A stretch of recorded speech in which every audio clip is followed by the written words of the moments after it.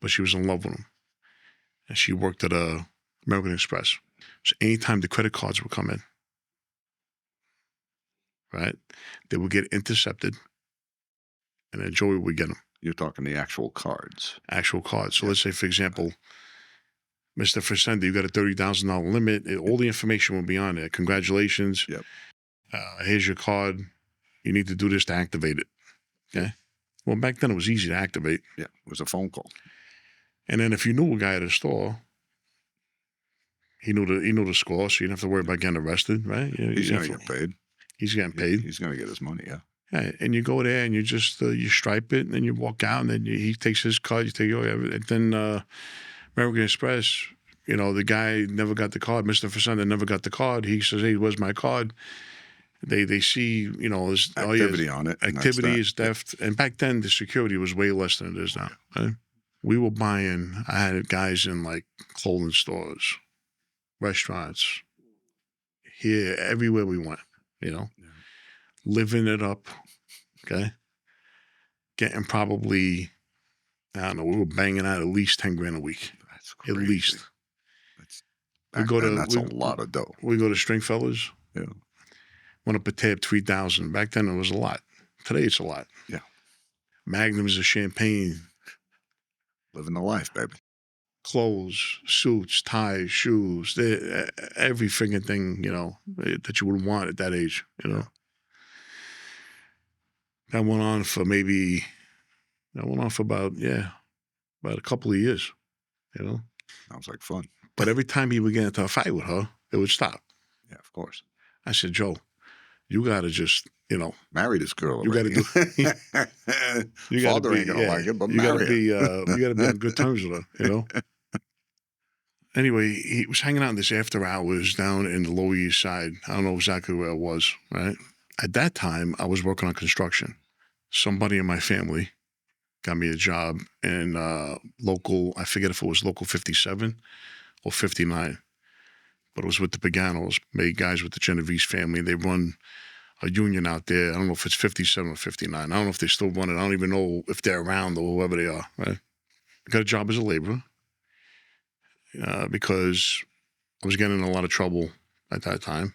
And somebody in the family thought it'd be a good idea for me to go to work and get me a whole bunch of overtime, so I was too tired to do anything. Okay? So less trouble you can get into if they keep you busy.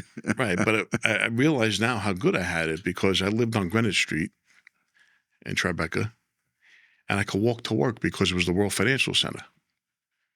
So what is the World Financial Center today is what we were building right across the street from the World Trade Center. And I remember at that time, I'm going back, I was maybe 18 years old, 19 years old. I'm going back, it was $18.50 an hour then.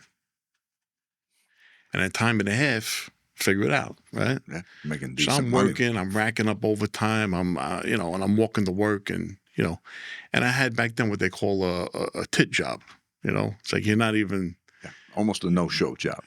Almost a no-show. Almost a no-show. You had to be on the property, but yeah, I'm familiar with some of those jobs, yeah. Yeah. I got no time to hang out anymore. Plus, I don't drink. I never liked the taste of it. People are going to think I'm crazy. I would have a drink socially. I got drunk before, right? But never got to the point where I didn't know what was going on around me because I didn't like that feeling, Yeah. But Joey, Mm-hmm. he would go drink and keep drinking and drink. And then you would see him, he would leave on a Friday, right? Mm. And you see him in the same clothes, jaw locked. Okay. That's from the Baban, yeah. Sunday. Like you're getting up, you just got done eating the fried meatballs and Sunday you morning. got done with the dish of pasta and you come down and you go to the Spring Lounge and there he is, jaw locked with the same clothes on from Friday. Wow. Which means he's on a 48-hour bender. 48-hour bender. Yeah. Then he goes sleep it off. The next day, walk around like nothing happened. Amazing. I couldn't understand that, Anyways, he goes to this place after hour, right? Comes to me during the week and says, I got a problem with this kid. This kid's a bouncer in the place. This big steroid kid, big muscle kid. He said, I got a problem with him. He's always this and that. So like this time I said, well, what do you want to do? You know? I said, if you need help, I'll go there with you. You know, if I'm up that time of the night. Because if you're going to go there like midnight, they're just starting out. You know what I mean? So anyway, at that time I was doing stick-ups. And I was just starting my gun connection and stuff. So I'll never forget, I had a .357 caliber Taurus. Taurus pistol. Yep. But I couldn't keep it in my house because, you know. It's a cannon for that time. So Joey's house was an apartment. The father's apartment was like a safe house, you know. So I left him the gun. I says, here. I said, hold it up your house in case we need it. You know, you never know if a beef pops up or something. We got something close by, right? So I give him the .357. He's telling me, this kid's from Brooklyn. I'm saying, well, who is he? Where's he come from? You know, he says, no, I think he's connected. Well, you got a problem with him? If you definitely have a problem with him, I'll come there, I'll help you, you know? He goes, no, it's just, you know, he got nasty with me. And, you know, it's like, I said, who the hell knows what's going on? Everybody's whacked out of their minds in an after hour. So everything, you know. So he's talking to me. He's telling me, all right, can you take a ride there with me one night? Okay, fine, no problem. I get in the car. I drive him to the after hour. You know, early shift, midnight, 12:30, whatever it is. That's early for after I got hours. off work the next couple of days, so you know what I mean? We go in there, and I'm eyeing the kid up with him, you know? This kid was you know, you could tell he was the bouncer. You could tell he was, you know, all roided out. So I go there, eyeing him up, get a look at him. I says, well, let me know what you want to do. You know, I'm here to help you. Again, the car I leave because we weren't going to do anything right there. Yeah, that made no sense. Just casing the place, casing him out. Just, you know. Get your eyes on the guy and see what he looks like and so, how you're going to handle him. Here's what happens now. It was maybe a week or two after that. Okay. The kid has Joe Bates in the car, holding him hostage. This is a story I got after it happened, right? Joe tells him, drive to my house. I think he was going to get him coke because the kid used to party too. Okay. Goes up, gets my .357, comes down and shoots him in the head.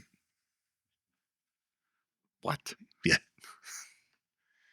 Not right on Kenmare Street. In the car? In the car on Christie Street. Oh, wow. Which is not far from the neighborhood, right? He goes and kills him because this kid, Joey couldn't take him. I mean, even back then I was training with the martial arts and everything else and all that sort of stuff. Yeah. This kid was just too big. I mean, not that you're scared or whatever, but you're saying, well, make it easy. I hate to say it that way, but that's the reality of things. Let's make it easy. The next day, which is like maybe 11 o'clock in the morning, 1 o'clock, well, whatever. I think it was like, I don't know exactly what time it was, but I had left the job like for lunch, you know, and word got out somebody was looking for me on the job because he knew I worked there. Hey, there was a guy looking for you. He had all blood on his clothes. Oh my God. So I don't even know who it is, you know? And I look at the pager and I see 911, and with his number on it, his code, that we got a code for each other. He's in panic mode at this point. So I go to the payphone right away. I call him up. He's all in a panic. He can't even talk, you know? I leave work early. I go meet him. He's all full of blood. And you got to get rid of your clothes, you know? Yeah. I give him my clothes to wear. $2,000 cash I had saved up in my drawer. I went and gave him the $2,000. I said, you got to go. Because he told me he banged him out. He said, yeah, I had no choice. He said, you know, and he tried to call me. I'm out cold. Yeah. From all the work and the overtime, right? Good thing. Right? Good thing. Because I would have been involved, right? In the game, Uno. Shout out to my Usos, killing bills like Uma. Balls travel from Pluto, big truck soprano, gabagool and.